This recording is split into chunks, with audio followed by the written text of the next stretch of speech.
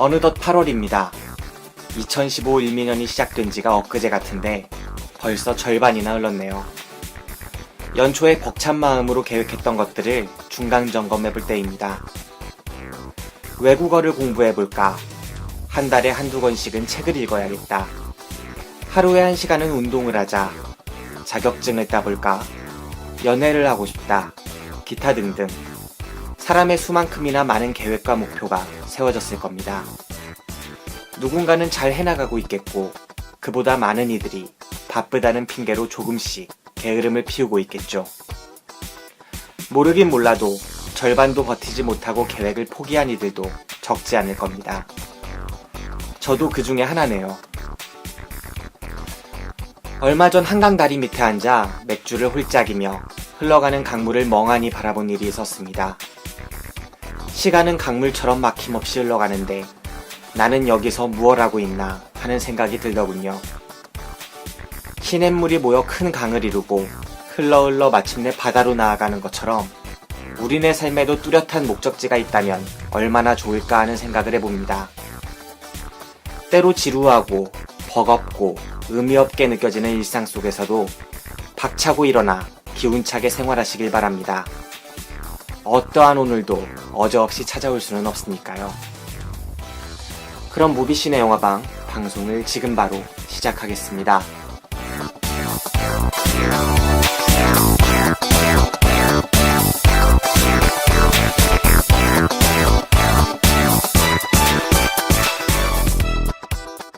더 쉽게, 더 즐겁게, 그리고 더. 안녕하세요. 무비신의 영화방 제기사입니다. 철기사입니다. 안녕하십니까, 니기사입니다. 저희 또 97번 방, 류승환 감독의 새로운 작품이죠. 베테랑으로 다시 돌아왔어요.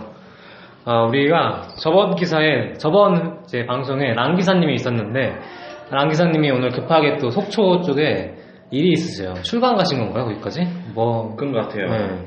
되게 강사셔가지고 바쁘신 스케줄을 소화하느라 또 주말이 피크예요. 강사들은 맞아. 학생들 쉴 때 일을 해야 돼가지고 오늘도 참여를 못하게 됐다는 아쉬운 소식을 전해야 됩니다. 그래도 다행히 오늘은 외래종이 또 들어오지 않아가지고 그래, 더 이상 외래종이 없어요. 오랜만에 팀워크를 다질 수 있는 자리지 않을까. 저희가 그동안 팀워크를 다져야 되는데 자꾸 막 몸새를 막 불리는데 집중하는 거 아닌가 싶어가지고. 네. 방금, 맞네요. 설계사님 비유가 딱 적절하네요. 저희가 4시를 좀 다지고, 저희도 만난 지 꽤 오래됐어요. 이렇게 셋이 같은 동기이긴 하지만, 이렇게 재회를 한 지가 한 2년만, 3년 만인데. 저는 동기가 아닌데요. 제가 두 분을, 동기인가요? 저는 두 분이랑, 언제 처음 봤죠, 제가? 류기사통에서 처음 본 것 같은데. 맞죠.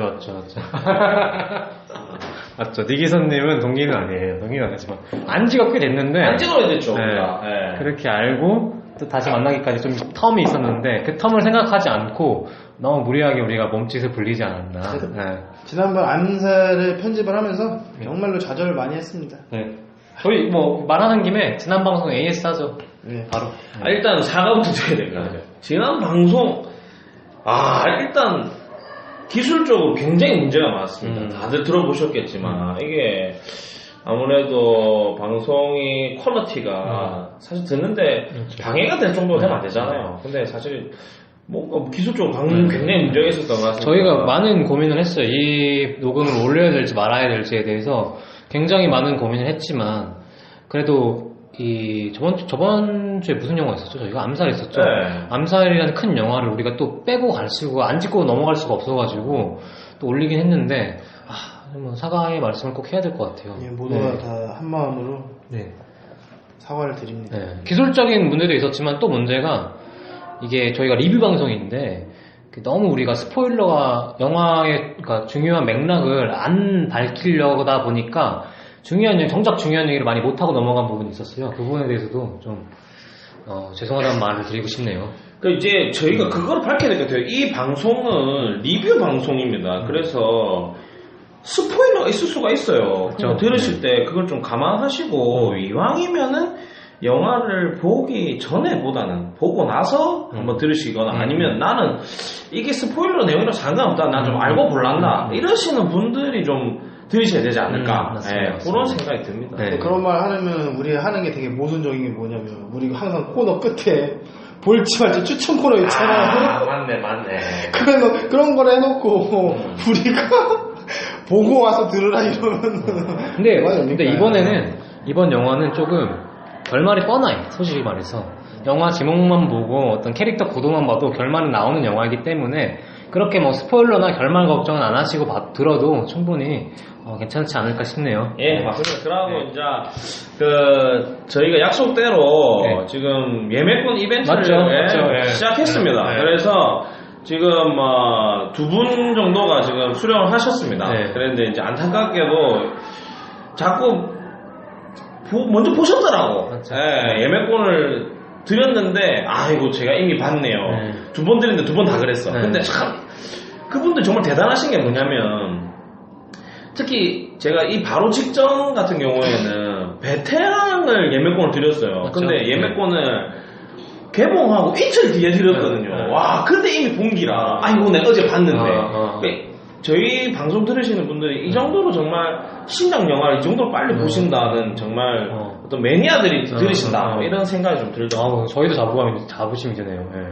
더 열심히 분발해야겠어요. 네, 분발합시다. 네, 분발해야겠어요. 그래서 니기사님이 저번 시간에 댓글 올려주셨던 시네마홀릭분, 그리고 악당과 병신, 그리고 미개인들, 이 두 분에게 영화표를 드렸죠. 예, 두 분이 보내드렸고 네. 두 분 다 잘 받으셨다는 네. 이제 답을 받았습니다. 맞습니다. 저희 소통하는 방송입니다. 맞습니다. 설기사님이 꿈꿨던 그 소통하는 방송. 드디어. 네. 이번 주에는 어떤 뭐 댓글이 혹시 있었습니까? 근데 안타깝게도 이번 주에는 그 영화에 대한 댓글 올려주신 분들이 한 분 계시죠. 한 분이. 네, 한 분, 정확히 솔직히 말하면 2분 계시는데 한 분은 저희 지인입니다. 네, 저희. 그래서 네. 이분 제가 사실 지인이라는 걸 숨겼는데 네. 제가 밝혀냈죠. 네. 진짜 이분한테 경고 한마디 드리면은 한 번만 더 장난질하는 분은 그렇게 두려워하는 신원을 제가 밝히겠습니다. 굉장히 또 이분도 네. 이쪽 관련 일을 하시는 분이라서 사실 저희 중에 제일 유명한 사람일 수 있을 것 같아요. 밝혀주면 안 될 텐데 네. 계속 지금 위험한 짓을 행동하고 있네요. 아직 유명하다고 치켜 세워줄 정도는 아니고. 유명해지려고 한다. 네. 어쨌든 제가 경고하는데 장난질하면 진짜 손모가지입니다. 아니 그래도 되게 댓글 내용은 감사했어요. 그렇죠. 좋은 내용이었고. 네. 그리고 한 분이 누구였죠? 네. 그리고 한 분은 이미 지난주에 상품을 받으셨던 악당과 병신 그리고 미개인들. 예, 그분이 또 좋은 말씀 남겨주셨는데 근데 사실 또 이게 같은 분께 2주 연속으로 이렇게 선물을 주기가 좀 다른 분들에게 좀 많은 기회를 좀 넓혀드리고 하는 차원에서 조금 그렇지 않나. 그래서 그러면은 이렇게 하죠. 예. 2주 연속 수령은 안 되고 예. 만약에 다음 주에 또 악당과 병신 미개인들이 그 님이 리뷰를 남겨주시면 그땐 주는 거예요. 그건 괜찮은데, 그래서 그때, 정 안 되면 그렇게 하고, 저는 근데 일단 저희가 원래 저번 주부터 이제 딱 한 번만 선정하기로 했잖아요. 근데 이제 어쨌든 2월이 됐으니까, 두 분을 다음 주에는 들어도 될 것 같아요. 근데 이제 말씀하신 대로, 그래도 그 두 명의 또 악당과 병신 그리고 미개인들 그분이 속해 있으면 그때는 제가 드리겠습니다. 그 좀 줄여서 저희가 악병미님. 악병미님. 악병미요? 네, 악당과 병신 그리고 미개인. 이분 또 댓글 남겨주시면 이번 주는 좀 못 드려서 죄송하지만 다음 주에 리뷰 남겨주시면 두 명 안에 드시면 저희가 이번에는 또 드리도록 하겠습니다. 항상 감사하게 생각하고 있습니다. 그럼요. 너무 감사합니다. 시네마 홀링님도 너무 감사드립니다. 네. 계속 방송 좀 잘 지켜봐 주시고 댓글 계속 부탁드립니다. 열심히 하겠습니다. 저희 그러면 이제 이번 주 방송 예고편 듣고 갈까요? 쪽 방송 시작하시죠. 네. 예. 서울경찰청 광역수사팀 포도철입니다. 긴급 체포합니다. 지금부터 하는 모든 말은 법정에서 불리하게 작용할 수 있습니다. 뭐하냐 안 차고? 조태우 나이는 경찰이 건드린 역사가 없어요. 문제 삼지 않으면 문제가 안 되는데 문제를 삼으면 문제가 된다 그랬어요. 신경 쓰지 마. 내 선에서 알아서 처리할게. 조태호 씨 재밌게 사시네. 근데 쟤는 짓고 살지 맙시다. 냄새가 나. 서울 시내 한복판에서 사람이 투신해서 저러고 있는데 신문기사 한 토막이 안 실려. 태우씨! 니들 돈으로 어디까지 막을 수 있을 것 같아? 양양한 형사신분으로 어디까지 밀어붙일 수 있을 것 같은데. 어이가 없네.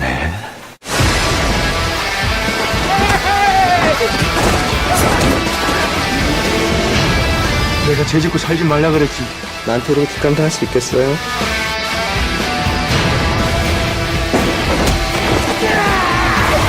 참 뒤집혔다. 예, 저희 예고편 잘 듣고 왔습니다. 자, 저희가 앞서도 말씀드렸지만 오늘 다룰 영화는 류승환 감독님의 10번째 상업 연출자 베테랑입니다. 네. 지금 베테랑은 아주 또 화려한 캐스팅으로 이미 막 세간의 주목을 받고 있고 또 여름 블록버스터 시장에 어울리는 정말 화제작이라고 할 수 있습니다. 그럼 이제 이 작품의 간단한 줄거리를 우리 또 제 기사님께서 예, 한번 얘기해 주시죠. 네, 제가 좀 짧게 얘기해 드릴게요. 이 전반적인 틀은 권성진학의 틀을 갖고 있어요. 그래서 서도철이라는 형사가 나옵니다. 베테랑 형사가 나오고 그 강력 형사팀이 나옵니다. 그래서 그 서도철이라는 인물이 우연치 않게 재벌 2세, 재벌 3세인 조태호, 유아인이 역을 맡은 조태호라는 인물과 엮이게 되면서 그 조태호의 범죄를 밝히는 과정을 그린 영화이죠. 그래서 옛날에 강철줄이 나오는 공공의정 느낌이 나오는 형사물이에요. 기본적인 베이스는 형사물이고, 근데 단순히 어떤 경찰서에 있는 사람들의 이야기를 그린 게 아니라 어떤 사회적인 어떤 비판적 시선을 담아가지고 재미있게 또 통쾌하게 이야기를 풀어나간 작품이라고 할 수 있을 것 같습니다. 예. 이 정도 괜찮으면 될까요? 여전히 근데 혀가 마비가 걸리는 것 같아요. 예. 그건 뭐 어쩔 수 없죠. 죄송합니다. 경찰 발음이 참 안 되시네. 경창철. 딱 그거 생각나더라고요. 경찰청 창 싸는 쇠 뭐 이런 거 말씀하시죠. 예, 넘어가시죠. 아무튼 깔끔한 줄거리 잘 들었습니다. 네. 예. 근데 이게 어쨌든 니 기사님 설명해 주셨다시피 이 감독을 빼놓을 수가 없는 작품이에요. 그렇죠. 예, 류승환 감독 이제 한국 영화계에서 진짜 이제 큰 손이 됐죠. 큰 손이 돼가지고 벌써 15년 차가 된 감독입니다. 죽거나 혹은 나쁘거나라는 이제 데뷔작이 2000년도에 나왔는데 이제 그 이후에 총 10편의 작품을 찍고 벌써 15년이 된 베테랑 감독이 되었어요. 이 감독에 대해서 좀 각자 할 말이 있지 않을까요? 설 기사님? 뭐 사실 설 기사님이라고 끝났네. 설 기사님 먼저 제가 먼저 할까요? 혼난데? 좋습니다. 사실 이제 아시다시피 이제 말씀 먼저 하신 대로 류승환 감독님 이미 우리나라에서 벌써 이제 손가락 안에 드는 감독이 됐고 또 이제 류승환 감독님뿐만 아니라 이제 사모님이신 이제 강혜전 대표님까지 해서 이제 외유내강 필름이 아주 이제 영화계 알아주는 큰손 제작사 이렇게 봐도 무관할 것 같습니다. 사실 이분의 성공 스토리에 대해서 우리가 참 많은 사람들이 많이 소비됐죠, 미디어에서. 그래서 진짜 전세금을 빼가지고 거의 마지막이라는 생각으로 그전까지 계속 영화제도 안 되고 막 고생하면서 했는데 이제 그때 드디어 이제 죽거나 혹은 나쁘거나죠. 네, 맞습니다. 그게 이제 드디어 이제 주목을 받으면서 화려하게 데뷔를 하셨죠.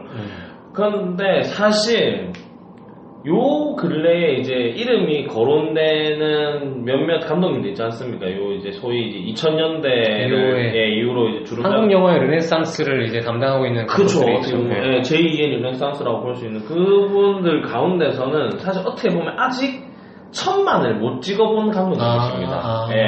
아직까지는. 그래서 과연 이번 베테랑이 그 어떤 사실 또 1000만이라고 하는 숫자가 약간 상징적인 의미가 있잖아요. 그 오랜 어떻게 보면 수건이실 수도 있는 그 1000만을 과연 기록할 수 있을까? 요것도 하나 재밌는 관전 포인트가 아닌가? 뭐 그런 생각을 해봅니다. 최 기사님은 어떻게 생각하십니까? 저는 이제 류승환 감독님을 이제 장편 영화 같은 경우에는 거의 다 봤는데 이번 작품 같은 경우에는 항상 생각하지만 류승환 감독님은 전작에서 자기가 어떤 갈증을 느끼면 꼭 다음 작에서 꼭 푸는 약간 진짜 상남자 감독입니다. 진짜. 보면은 어느 시점부터 말씀을 드리고 싶으면은 저는 부당거래 시점부터 얘기를 드리고 싶어요. 부당거래 같은 경우에는 그 전작이 뭐였죠? 다치마을이었죠. 다치마을이가 이제 2008년도 7년도에 개봉을 합니다. 그런데 이게 참패를 합니다. 맞죠. 그래가지고 외유내양가 그 제작사인 외유내양가가 이제 뿌리가 이제 흔들릴 정도로 이제 심하게 이제 타격을 받았죠. 타격을 많이 받으셨는데 그 이후에 이제 좀 침체를 겪고 부당거래가 특이한 점이 부당거래가 유수환 감독님이 각본 작업을 안 한 최초의 영화예요. 본인 커리어에서. 맞죠. 이 오리지널 극본이 처음 그 자기가 참여 안 한 게 처음입니다. 부당거래가. 부당거래 각본을 쓴 사람 되게 유명하죠. 세븐데이즈 썼던 감독이 아니요. 부당거래 각본 쓰신 분이 박훈정 감독이고 박훈정은 부당거래 시나리오 때만 해도 작가였는데 지금은 신세계 감독으로 신세계였죠. 워낙 거물이 됐죠. 신세계 때문에. 약간 그 사나이 픽처스를 거의 먹여 살리시는 그 얘기를 더 하자면은 그러니까 부당거래 같은 경우가 이제 유성환 감독님이 액션이 거의 없는 천문 영화였단 말이에요. 자신이 각색에는 참여했지만 최초 각본 작업에는 참여 안 한 영화고. 근데 아이러니하게도 가장 평단의 지지를 받은 거는 부당거래였어요. 최초의 지지를 받은 거는 어떻게 보면 액션을 제외하고 어떤 스토리를 평가했습니다. 근데 이 당시에 인터뷰를 보면은 자기는 미치는 줄 알았대요. 액션이 없으니까. 어떻게 해서든 투닥투닥 거려야 되는데 이 영화는 정말로 배우들의 기와 대사로만 이제 치고받다 보니까.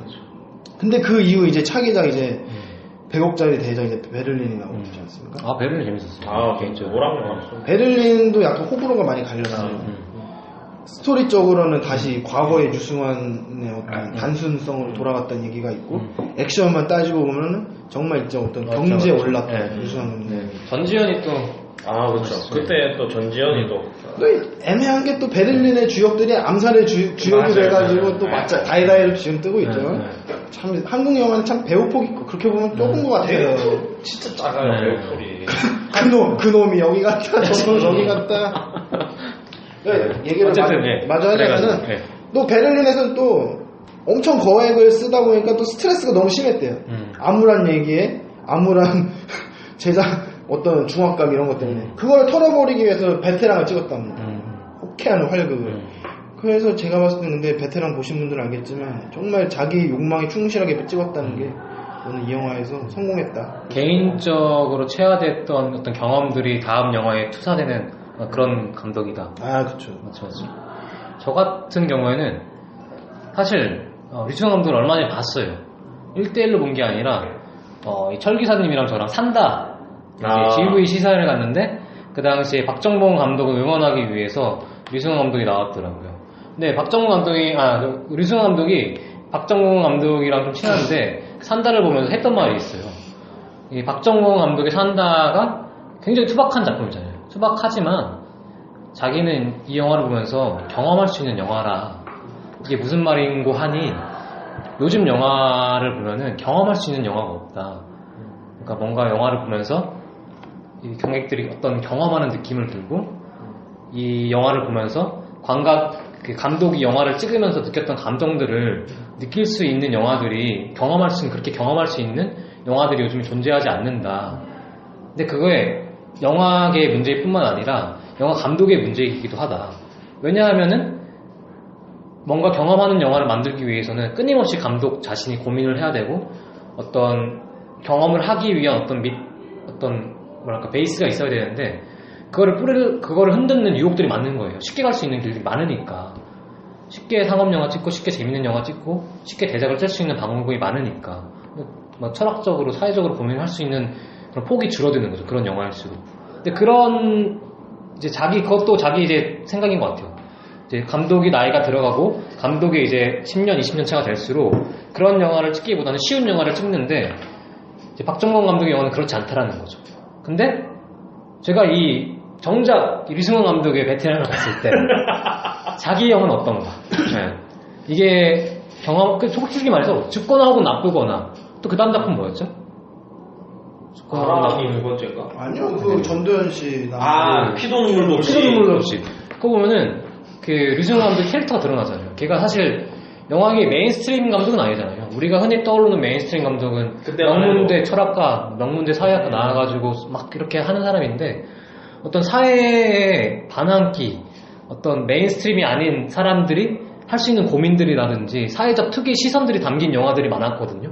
그 영화에서 많이 녹여나고 관객들은 그 영화를 보고 그 사람이 했던 경험을 고스란히 또 경험을 할 수 있고. 근데 이제 무당거래 이제 15년차 된 감독이 되니까 그 초기작들의 그런 날것의 느낌들이 없는 거예요. 너무 이제 세련되고 쉬운 영화를 찍는 감독이 되지 않았나? 이런 생각이 좀 들었어요. 이 영화를 보면서. 그런 지점은 주먹이 온다까지가 마지막이라고 봐야 될까요? 한 그 정도? 저도 그렇게 생각합니다. 근데 저는 좀 다른 의미로 유승환 감독이 뭐 애초에 그렇게 사회파 감독은 아니고 사실 솔직히 말해서. 근데 그게 사회파라는 게 의미가 아니라 어떤 개인이 겪을 수 있는 고뇌 같은 게 좀, 근데 그 고뇌가 되게 개성적인 고뇌들 있잖아요. 그런 게 들어가면 되게 좋은 영화라고 생각이 드는데 그런 영화는 이제 아닌 것 같다는 느낌이 들어요. 베테랑. 근데 저는 사실 이 지점에서 어떻게 보면 오히려 그렇기 때문에 역으로 류승환 감독이야말로 정말로 자기가 느낀 대로 찍는 감독이라는 생각이 드는 거예요. 왜냐면 그 시기 때는 말 그대로 류승환 감독이 그렇게 어려웠던 사람이에요. 맞죠. 가진 것도 없고 그리고 말씀하신 대로 자기는 진짜 뭐 대학도 백도 없고 줄도 없고 대학도 뭐 제대로 못 나왔고 그러니까 사실 그런 거가 녹여 나온 작품이 이제 계속 초기작이다가 사실 그 이후로는 이제 소위 이 사람도 상업 정말 스타 감독이 돼가잖아요. 거의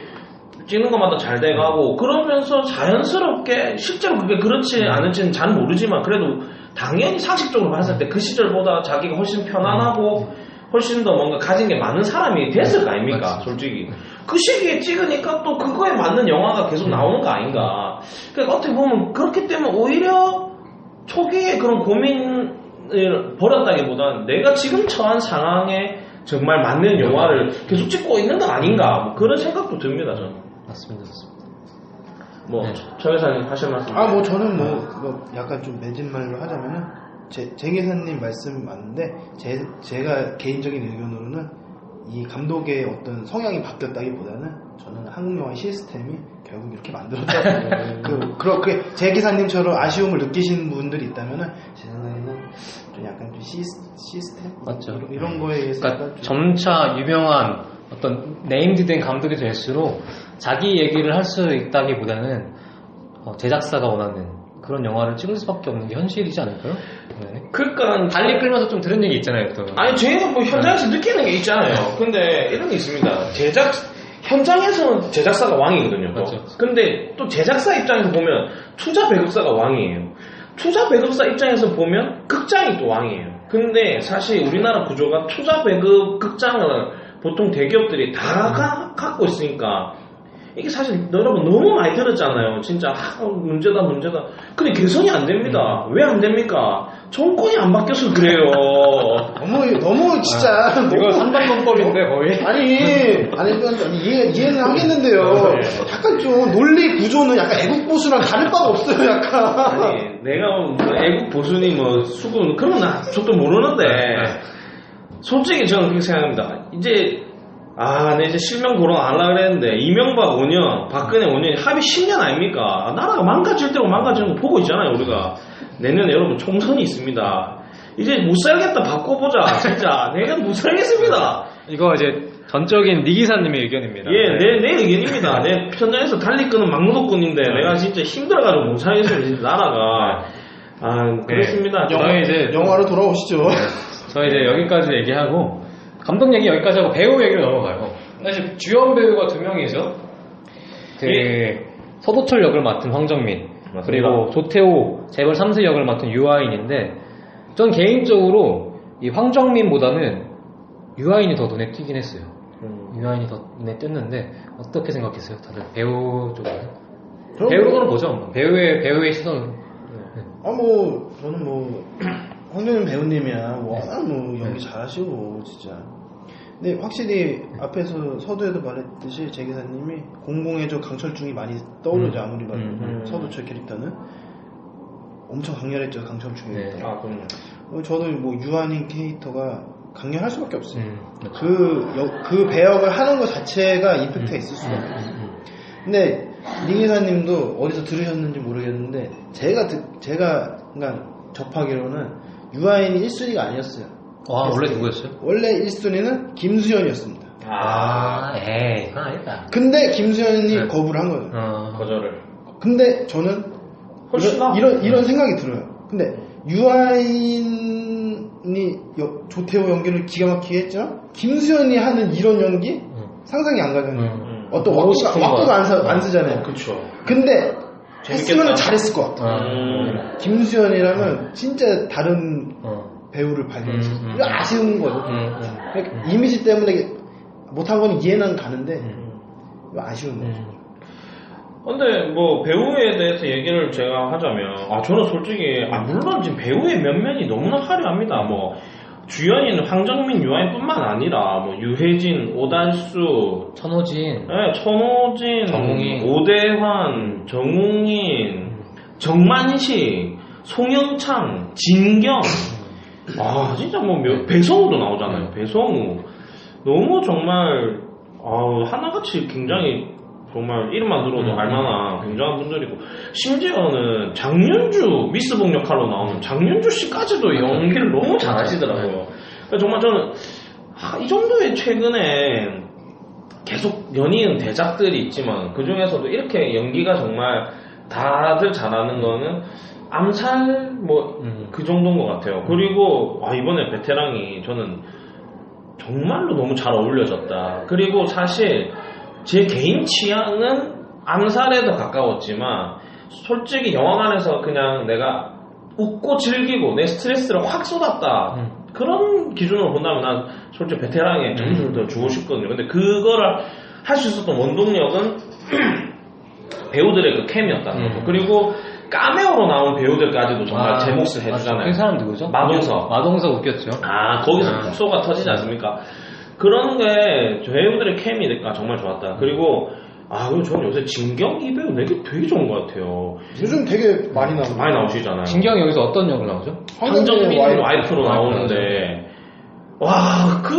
사실 가벼운 영화에서 뭔가에 울림을 주는 분이 있다면 나는 정웅인과 진경이라고 생각하는데, 정웅인 씨야 이제 아무래도 초반에 나오시고 이제 뭐 한동안 누워 계시니까 정웅인 씨가 이제 거기서 자살을 하게 돼서 그러니까 자살을 한 걸로 영화가 시작이 되죠. 그런데 그래서 그 초반만 나오다가 한동안 안 보입니다. 그렇죠. 진경이 정말 멋있는 분인 것 같아요. 그 장면이 사실 씬으로 치면 4씬 나오나? 많진 않아요. 많지 않지만 되게 존재감을 드러내고 사라지죠. 진경 씨는. 저는 좀 낯간지러웠어요. 그래요? 약간 좀 너무 갔다 거기는. 진짜? 이런 느낌이 좀 있었어요. 어떤 부분에서요? 그러니까 거기서 보면 이제 돈으로 유혹을 하죠. 유혹을 하는데 그거를 대차에 거부하지 않습니까? 근데 거기까지는 괜찮은데 굳이 또 경찰서 와서 찾아가서 쪽팔리게 살지 말자 이러면 약간 좀 난 개인적으로는 좀 오글거려요. 그래요? 맞죠. 거기 그거 너무 좋았어. 저도 그 부분 좋았어요. 좋긴 했어요. 뭔가 이제 이 영화가 하고 싶은 말을 다 담고 있는 장면이니까 맞아. 되게 좋았죠. 개인적으로는 유해진 선배가 어떤 경제운 것 같아요. 근데 유해진이 소수의견 때도 그렇고 여기서도 그렇고 되게 주인공을 최근에 극비수도 그렇고 되게 이제 운신의 폭을 넓혀가고 있어요. 되게 정말 웃음기 싹 뺀 연기를 너무 잘해. 그것도 웃음기 있는 것도 너무 잘하는데 그걸 뺀 것도 잘해. 이제 이번에 제가 올해 유해진 씨가 안 나온 작품이 몇 편 된 것 같은데 올해 본 영화 중에서 생각해보면 진짜 최근에도 말씀하신 대로 극비수사 그 다음에 소수경 같은 경우는 정말 웃음기를 싹 빼셨고 소수경은 그래도 약간 웃겨요. 근데 이번 베테랑 같은 경우에 진짜 완전 웃음기를 싹 빼셨고 대기업 상무로 나오죠. 대기업 상무로 나오면서 이 유아인 조태호 재벌 2세를 옆에서 서포트하는 역을 나오는데 굉장히 이제 세속적인 인물로 그려집니다. 그런데 기존에 있던 유해진에 가지고 있던 우리가 상상할 수 있는 캐릭터가 아니라 굉장히 진지한 역으로 나와요. 근데 되게 연기 잘하셨어요. 극비수사 때도 제가 보고 유해진의 이런 진지한 연기도 참 좋다고 느끼긴 한번 했는데 진짜 저도 철 기사님 의견에 완전 맞습니다. 동의합니다. 진짜. 저도 또 그러니까 조금 더 하고 싶은 말이 있는데 그 유아인이라는 배우를 볼 때마다 약간 청춘 배우잖아요. 우리 청춘 배우를 딱 대표하는 배우인데 근데 김수현과 유아인의 차이가 뭐냐면은 김수현이라고 느꼈을 때 우리가 당연히 둘 다 잘생기고 뭐 외모적으로 좋은 건 있지만 청춘 배우라고 하면은 젊음뿐만 아니라 어떤 불안감을 가지고 있는 거잖아요. 아직 청춘의 불안감을. 맞아. 근데 그거를 표현할 수 있는 배우는 김수현보다는 유아인인 것 같아요. 뭔가 연기를 할 때마다 젊고 뭐 파괴력 있고 뭐 이런 것도 있지만 한편으로는 또 할 때마다 불안불안한 그런 게 있어요. 워낙 뭐 실생활에는 네. 거침이 없잖아요. 네. 유아인 씨가. 그러니까 SNS를 통해서 본인의 생각을 밝히는 것들을 보면 확실히 좀 뭐랄까 생각이 있는 청년이구나 이런 것도 분명히 느껴지고 그러니까 그런 생각이 들어요. 그러니까 뭔가 반항아 기질 그런 맞죠. 게 사실 네. 어떤 청춘 스타와 맞죠. 예. 되게 어울리는 거잖아요. 네. 근데 그런 면에서 보면은 저도 지금 제 기사님 의견에 동의하는 게 유아인은 그래도 좀 반항아 기질이 있다면 상대적으로 김수현은 좀 너무 순종적인 이미지가 아닌가. 시류에 오히려 그냥 맞죠. 부합하는 그냥 순응하는 그런 면에서 물론 이제 뭐 언젠가 김수현 씨도 연기 변신을 보여주시겠죠. 그러면 또 그때 가서 뭔가 달라질 수는 있겠지만 현재 스코어로 봤을 때는 좀 그런 것 같다. 네, 그런 생각이 듭니다. 마치 저는 그 옛날에 길버트 그레이프에서 레오나르도 디카프리오가 막 데뷔해가지고 정말 잘생긴 청춘 배우이지만 그 이면에 있는 불안함을 막 보여주잖아요. 약간 그런 인물이 요즘의 유아인이 아닌가, 한국 영화계의 유아인이 아닌가 그런 생각이 듭니다. 네. 나이에 비해서 정말 좋은 연기력을 갖고 있는 맞죠. 배우인 것 네. 같아요. 참. 장수할 것 같아요. 예. 그리고 그런 면에서 봤을 때, 물론 이번 영화에서는 조금 비중이 작지만, 최근에 박소담이라는 배우가 맞죠. 자꾸 눈에 보입니다. 네. 저는 참고로 이분이 하반기에 제법 굵직한 영화에서 비중 있는 작품으로 제가 오는 네. 걸로 알고 네. 있습니다. 제가 알기로는 검은 사제들이라는 작품에서, 강동원 나온 작품이죠. 예, 강동원, 네. 김윤석과 함께 거의 새 주연으로 나오는 걸로 알고 있는데, 뭐, 아직 제가 잘은 모르지만, 그거에 대해서 굉장히 기대가 됩니다. 어떤, 우리에게. 연기를 또 예, 사실, 남자 배우들은 이렇게 꾸준히 어떤 하수분처럼 나오는 거에 비해서, 한국 영화 몇 년째 지금 여배우 기근이 정말. 김고은 정도가 나왔죠. 김고은 외에는 사실은, 그리고 사실 또 김고은도 벌써 이미지를 맨날 하던 걸 또 했다는 이런 얘기가 벌써 나오세요. 지금 협녀도 지금 그래서 그런 면에서 좀 중요할 것 같아요. 협녀가 이제 당장 다음 주 개봉이니까.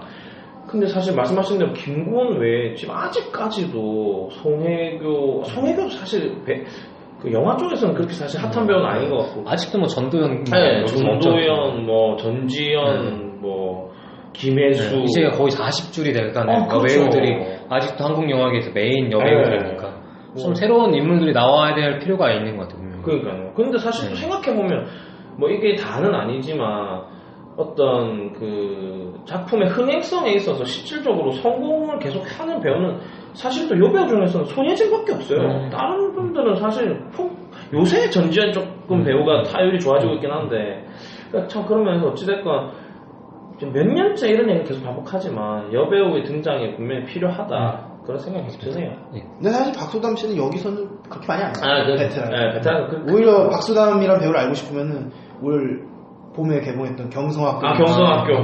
추천해드립니다. 그리고 사도에도 나옵니다. 앞으로. 그러니까 요새 줄줄 나오실 것 같아요. 그러니까 이분도 한번 지켜보는 재미가 있을 것 같습니다. 그러면 저희 이제 화제를 좀 넘겨서 각자 좀 재미있게 봤던 장면 하나씩 꼽아볼까요? 뭐 전부터 네. 말씀을 드리면 저는 사실 이 영화에서 가장 인상적이었던 장면은 그 명동을 이제 하는 그 추격신. 명동 한복판에서 하죠. 근데 근데 명동 그 대로변이 아니라 골목길 안에서. 근데 제가 듣기로는 그 이제 환락 파티를 하는 그쪽은 실제 명동인데 그 골목 안쪽은 전주에서 찍었구나 그런 얘기를 들었어요. 그래요? 예. 근데 그걸 정말 명동처럼 잘 꾸민 건데. 완전 명동이네. 그쵸. 예, 저도 그렇게 들었어요. 지금도 딱 보이고 막. 네, 막 잘 믹스를 했는 것 같아요. 근데 어쨌든 그 전주랑 제가 듣기로 명동을 섞어서 잘 했다고 들었어요. 근데 근데 어쨌든 카체이스가 요 근래는 한국 영화 중에 정말 맞아. 쩔었어요. 네. 그래서 너무 재밌게 봤는데 사실 이거는 여담입니다만 저는 베테랑을 먼저 보고 미션 임파서블을 나중에 봤어요. 그래서 로그네이션. 네, 로그네이션. 근데 베테랑을 보고는 와 카체이스 쩐다 정말 이러고 나왔는데 불과 며칠 있다가 미션 임파서블을 봤는데 그 비행기 막 타고 나가다니는데 근데 거기도 카체이스가 죽이는 카체이스잖아. 근데 정말 비교가 안 돼. 근데 사실 당연한 게 들인 돈이 완전 단위가 다른데. 당연한 얘기를 자꾸 해요. 근데 아니 근데 사람인지라 이게 보니까 시시한 거지. 근데 그러니까 나는 다행히 베테랑을 먼저 봐서 괜찮았는데 지금 우리나라에서 어쨌든 개봉 미션을 먼저 했잖아요. 그래서 관객들이 미션을 먼저 보고 베테랑을 보면 약간 그 카체이스는 좀 시시할 수 있겠다 그런 생각이 들더라고요 개인적으로. 지금도 뭐 관객들이 관용을 받을 겁니다. 다 감안하고 보죠. 그래서 저는 그 카체이스를 명장면으로 꼽습니다. 저 같은 경우에는 거기서 이제 그 조태호가 떼인 돈을 받으러 온 일용직 노동자인 그 이제 정웅인을 부릅니다. 자기 사무실로. 어떻게 보면은 정말 이 사회에서 가장 밑바닥에 있는 정웅인을 보고 나서 그 사람이 우리 사회에서 가장 상류층에 있는 조태호 사무실로 들어가는 거죠. 근데 마치 이제 그 유아인 조태호가 정웅인이 갖고 있는 고민을 해결해줄 것처럼 보여요. 근데 막상 사무실에서 벌어지는 일은 인간 권투를 시킵니다. 만약 네가 떼인 돈을 받고 싶으면은 그 돈을 뗀 사람을 불러가지고 이 사람과 이제 권투를 시키는 거죠. 근데 문제가 뭐냐면은 그 권투를 정웅인 아들이 봅니다. 자기 아버지가 누굴 때리고 맞고 하는 장면을 이제 유아인이 딱 그 아이의 얼굴을 잡고 이 광경을 똑똑히 지켜봐라는 식으로 이제 그런 어떤 환경을 만드는 거죠. 아버지가 얼마나 힘들게 돌아면서. 네. 근데 저는 이제 그 장면이 되게 세속적인 또 안 좋잖아요. 시각 떨리는 장면이죠. 시각 떨리고 이제 21세기인데 아직도 이런 게 있구나, 이런 비굴한 세상사가 있구나 하는 걸 보여주는 장면인데 그게 저는 보면서 장고 있잖아요. 얼마 전에 타란티노 감독의 장고가 떠오르더라고요. 그 안에 근데 장고에서 똑같이 인간 권투, 인간 투사들의 싸움 같은 게 이루어지는데 근데 장고는 아직 노예제가 있고 한 19세기, 18세기인데 근데 유아인 지금 정웅이 권투하는 시기는 우리들의 현실은 21세기란 말이죠. 근데 변한 게 없는 것 같은 거예요. 아직도 우리가 돈을 벌기 위해서는 윗사람들한테 빌빌 걸어야 되고 누군가를 때려야 되고 누군가를 짓밟아야 되고 이런 게 생각이 오버랩 되면서 300년 동안 우리는 인간 이성이 진보했고 뭔가 발전한 것처럼 보이지만 결국에 인간 본성과 이 사회를 굴리는 그 원리 같은 거는 여전하구나. 제가 요즘에 사회생활 하면서 그런 게 보이더라고요. 아니 근데 사실 저는 약간 비슷한 지점이긴 한데 그런 거 같아요. 이게 그 장면이 오히려 영화니까 있을 수 있는 장면이지 이렇게 치부할 수 있었다면 그게 그렇게까지 씁쓸하지 않았을 것 같아요. 근데 사실 우리나라에서 실제로 일어났던 그런 비슷한 사건이 있었잖아요. 모 회장님의 복싱 그리고 맥값 사건 그런 거 있었잖아요. 그게 현실에 진짜로 있으니까 근데 그분 또 최근에 사면 얘기가 솔솔 나오더라고요. 8.15 광복절도 사면 아무튼 이게 현실 실제로 있는 얘기니까 그게 너무 씁쓸한 거예요. 사실 그거는 누가 봐도 어떻게 보면 내가 봤을 때 서양에서 봤으면 이건 영화지 이렇게 했을 것 같아. 말도 안 되지. 이게 무슨 현실. 근데 우리나라에서는 그게 아닌 거야. 그건 진짜 있을 수 있는 일인 거라. 작년에 또 땅콩회한 거 있지 않았습니까? 땅콩까지도 발 필요 없이 바로 이번 주를 뜨겁게 달고 엘모사. 맞습니다. 우리나라는 너무 이런 게 많아. 대기업 관련해서. 이게 무슨 영화보다 현실이 더 영화 같아. 진짜 무슨 웬만한 드라마보다 더 재밌는 것 같아요. 맞죠. 특히 L사는. 영화보다도 신문 1면이 더 재밌는 세상입니다. 그리고 진짜 웃기잖아요. 지금 그 L 지금 둘이 경쟁하면서 지금 오히려 또 핫 이슈가 되고 있는 게 그 배달은 셋째 딸. 지금 둘이 지분 싸움을 결국 해야 되잖아요. 신동필, 신동주가 가지고 있는 지분이 비슷하니까 오히려 캐스팅 보트를 그 셋째 딸이 다 갖고 있어요. 근데 그 셋째 딸은 셋째 부인의 딸이야. 또 심지어 셋째 부인의 딸이고 신격호랑 와이프랑 40달 차이가 나. 미스 롯데 1기 미스 롯데 아유 네 여기까지만 얘기했었나 아유 진짜 무슨 요즘입니까 그래서? 아니 그러니까 자, 어쨌든 재벌들일수록 네. 오히려 그러니까 상식을 벗어나는 행동 네. 오히려 우리 사회 네. 소위 지들이 언제부터 지도했는지 모르겠지만 네. 지도층이라고 불리는 애들일수록 더 영화 같은 삶을 살고 있다는 겁니다. 근데 제가 요즘에 사회생활을 처음 시작한 이제 사회 초년생인데 제가 이제 교과서로 배우고 어른들한테 배웠던 어떤 인생 사회 모습은 상식이 통하고 가면 갈수록 정의롭고 이런 걸 배웠는데 막상 현실은 다르더라고요. 아직 비상식적인 행동이 너무 많이 일어나고 그런 게 현실인 것 같아요. 네, 참. 차 기사님. 네, 저기 사람들. 그러면 짤막하게 하겠습니다. 그 액션에 집중해서 보면은 이 영화의 이제 거의 중후반부에 황정민을 이제 제거하려는 대기업 중에서 조선족을 청부업자로 씁니다. 그렇죠. 근데 거기서 이제 액션씬이 벌어지는데 잔인하지 않고 어떤 이 영화가 보여주고자 하는 어떤 유쾌함? 액션의 어떤 코믹. 컨셉이 딱 보입니다. 그 씬에서. 맞아요. 아 정말 그 합이 아주 훌륭합니다. 네. 저희 이제 주제를 한번 넘어갈까요? 예, 넘어가서 그 부분 한번 짚어보면 좋을 것 같아요. 저희가 아까 좀 말을 했는데 이 영화가 가지고 있는 매력 지금 거의 한 개봉 4일 만에 100만이 넘기고 있는데 그 가장 큰 원동력을 꼽자면은 어찌됐건 통쾌함인 것 같아요. 우리 현실에서 느낄 수 있는 어떤 비루함이라든지 어떤 모순적인 부분을 이 영화에서는 이 서도철이라는 형사가 그 부분을 이제 해결해주고 있는 이제 우리의 좀 대리인이죠. 대리인 역을 하고 있는데 좀 그 부분에 대해서 좀 얘기를 좀 할 수 있지 않을까요?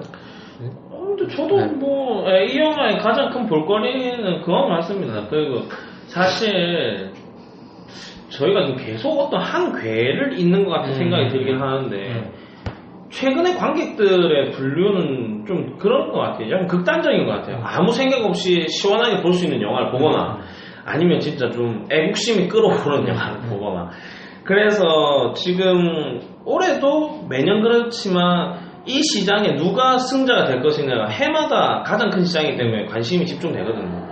근데 작년 같은 경우에는 뭐 명량과 해적이 가져갔다면 지금 아직 물론 남아있는 작품들이 몇 개 있습니다. 협녀도 있고 뷰티 인사이드도 있고 사돈 모터티고 여름시장이 어쨌든 그게 남았는데 일단은 암살이 작년에 약간 명량 같은 느낌 그리고 베테랑이 작년에 해적 같은 느낌을 저는 개인적으로 받았어요. 그래서 이 두 편이 일단 올해 시장을 조금 접수하지 않을까? 나머지 두 편은 아직 안 봤지만 그런 스코어적으로도 유사점이 있지만 그 명량이 가지고 있는 특징인 어떤 애국심 뭐 이런 거랑 이제 암살이 갖고 있는 특장점이 좀 비슷하고 또 뭐죠? 해적이랑 베테랑이 가지고 있는 특징이 또 개그 포인트와 유사한 것 같아요. 네, 그래서 둘 다 정말 그러니까 저는 그냥 개인적으로 아주 생각 없이 볼 수 있는 영화여서 또 그런 면에서 좋았다. 그리고 사실 여기서 제가 한마디 좀 짚고 가자면 이것도 사실 대기업의 힘인 것 같습니다. 뭐냐면 이게 어떻게 15세가 나옵니까? 사실 솔직히 이 영화에서 마약을 주사기를 실제로 꽂는 장면도 나오고 여 배우들을 성상납하는 그런 장면이 나오고 나옵니까 거기서? 그거 나오잖아요. 은유적으로 나오죠. 연유적으로. 그리고 어쨌든 환각 파티를 벌이고 근데 이게 15세가 나왔어. 근데 난 솔직히 말해서 동일한 거의 수준에서 봤을 때 최근에 굉장히 참패를 했습니다만 쓰리 썸머 나이 같은 경우에는 몇 세였죠 그게? 18세였어요. 청불이었어요. 근데 그게 왜 그랬냐면 거기서도 소재가 마약이 나와요. 근데 그거는 마약을 어떻게 하냐면 바카스에 넣어서 하거든요. 그래서 실제 마약이 나오는 것도 아니고 그리고 주사기보다는 완곡된 표현이에요. 훨씬 부드러운 표현이고 그리고 거기서는 내가 봐도 15세를 받으려 노력한 흔적이 보이는 게 뭐냐면 그 소스나 이런 게 굉장히 야할 수 있는 소스들이 굉장히 많을 것 같아요. 보면 뉘앙스나 이런 게 섹스 코미디 같은 건데 15세 받으려고 야한 장면 다 잘랐어. 그게 보여. 막 남자랑 여자랑 정사를 하는데 뭐 그런 게 하나도 안 보여. 그거 노력을 한 것 같은데도 청부를 받았어. 사실 나는 물론 쓰썸나 자체의 영화의 한계도 있었겠지만 이게 15세를 받았으면 솔직히 그거보다는 더 나은 스코어가 나왔을 거라고 생각하거든요. 근데 베테랑은 그거에 비하면 너무 후한 등급을 받았다. 이거는 좀 근데 그런 논란들이 작년에도 있었고 계속 반복되고 있는 실정 아닙니까? 그러니까 이게 왜 이런 의심을 합리적 의심을 할 수밖에 없냐면 또 똑같거든요. 쓰립선머나잇은 리틀빅이라고 하는 조그마한 회사 그리고 지금 개혼방부터 시작해서 계속 그런 이슈의 대상이 되고 있는 회사에서 배급한 영화고 이건 또 CJ 아닙니까? 그러다 보니까 또 이게 계속 그런 합리적 의심이 돼요. 해묵은 논쟁인데 아직 해결이 되지 않고 있죠. 그러니까 얼마나 우리나라의 어떤 그 영화 등급 심의가 주먹구구식으로 되고 있고 기준점이 없나는 걸 좀 알 수 있을 것 같습니다. 맞습니다. 또 하ብል 말이 대사 또 명대사가 많죠. 거기 개인적으로 굉장히 좋았던 대사 두 개가 있어요. 하나는 이제 정홍인이 그 황정민한테 하는 대사입니다. 몇십 년 회사에서 일하는 사람도 잘리는 판에 그런 사람이 잘려도 눈 깜짝 안 하는 세상에서 나 같은 일당벌이가 일당 못 받는 거는 그냥 당연한 거라고 말을 하는데 너무 좋더라고요. 그 대사가. 별로 생각 없었나요? 아니요, 그거 뭐 괜찮았어요. 좋아했어. 그것도 좋고 우리가 돈이 없지 가오가 없냐 이런 대사도 단순히 그 형사뿐만 아니라 한국 영화계를 또 대변할 수 있는 말이기도 하고 우리들을 대변할 수 있는 말이기도 해서 되게 좋았던 대사였던 것 같습니다.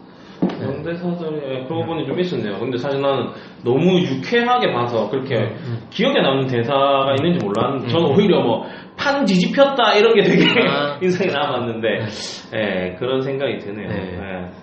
그러면은 저희가 또 할 수 있는 말이 뭐가 있을까요? 이제 저희 슬슬 추천 영화 그다음에 보말 그거 그런 거 맞죠. 그러면은 돌아가면서 각자 이 영화를 보면서 생각이 났거나 이 영화를 보신 분이 또 봤으면 하는 다른 영화 하나 추천을 한번 하죠. 저부터 할게요. 저 기사님. 저는 베테랑 본 그날 바로 집에 와가지고 부당거래를 한 번 더 봤어요. 된장 내가 가려고 정말요. 통했네. 바꿀까요? 아니 하세요. 내가 바꿀게 그동안. 이거 왜 그랬냐면 약간 좀 진짜 유승환 감독의 다른 지점의 두 영화인 것 같아요.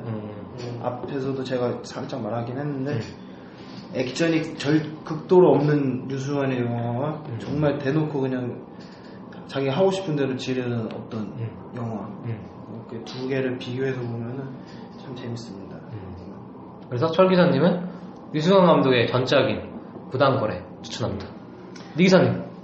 저희가 원래 부당거래를 준비해왔는데 지금 겹쳐가지고 다른 걸 좀 급하게 생각해봤는데 근데 이유가 다를 것 같아요. 그냥 똑같이 추천하시고 다른 이유를 좀 들려주세요. 사실 좋다. 그것도 괜찮네요.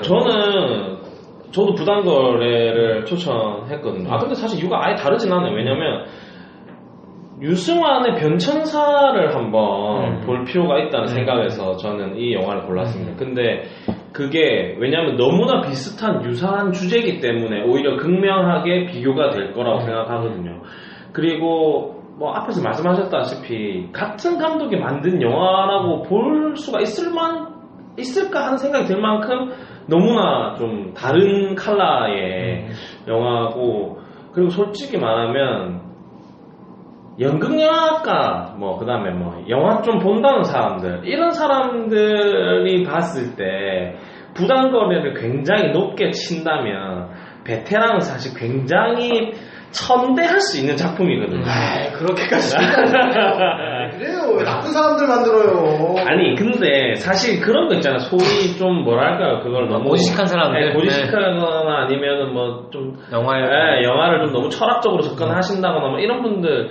근데 사실 대중예술이라는 장르를 그게 영화라는 정면에서 봤을 때 과연 사람들이 보지 않는 영화가 과연 그게 좋은 영화라고 할 수 있는가 라는 이런 지점 분명히 있을 수 있거든요. 맞죠. 근데 이제 다만 제가 계속 문제 지적을 하는 건 그게 영화 자체의 힘으로 판결이 나야 되는데 자꾸 대기업, 자본 이런 그 부차적인 걸로 선택이 되어버리니까 그 현실이 전 짜증이 나는 거지. 근데 anyway 어쨌든 그래서 저는 부당거래를 니 기사님 영어도 잘하시네요.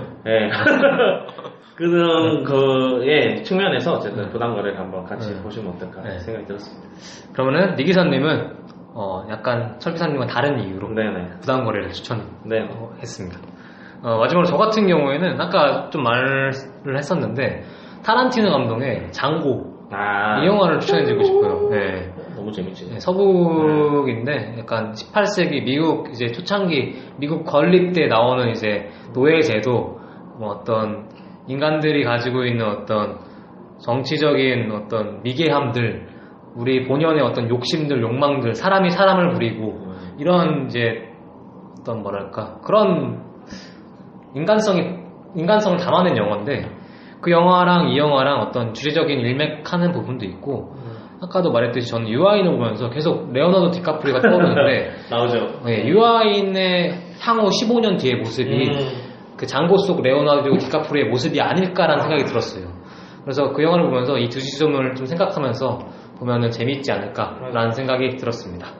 네, 그것도 각자 돌아가면서 이 영화 추천하는지 비추천하는지 혹은 보든지 말든지. 네, 저는 뭐 당연히 추천입니다. 저는 그러니까 사실 일반인들이 1년에 우리나라 사람들 평균적으로 한 4편을 본다고 하거든요. 근데 저는 솔직히 그 4편을 보는 시즌 중에 여름이 그래도 한 2편을 볼 수 있는 시즌이 아닌가 하는 생각이 듭니다. 그래서 그런 점에서 봤을 때 저는 암살을 보셨다면 이번에는 베테랑 한번 보시는 게 어떤가 그런 생각이 듭니다. 철수님 없으세요? 제가 지난 시간에 암사는 보말이었잖아. 보말이었죠. 네. 내년에 명절에 한다. 베테랑도 내년에 합니다. 근데 저는 이 영화에게는 추천을 남기고 싶습니다. 왜 이유가 뭐죠? 개인적으로는 저는 정말로 유승환 감독님을 정말 존경합니다. 그분의 살아온 행보와 그분의 인품, 그분을 따라가고 싶은. 하지만 나는 죽었다 깨어나도 유승환처럼 액션을 못 만들 것 같다. 어떤 존경의 의미에서 이분의 영웅은 꼭 극장에서 보셨으면.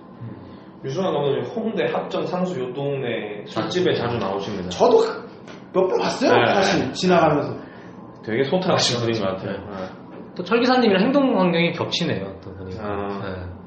정말 많이 봤습니다. 이혜영 감독님은 정말 많이 봤어요. 저는. 그래요? 그분은 절 따라다니는 거예요.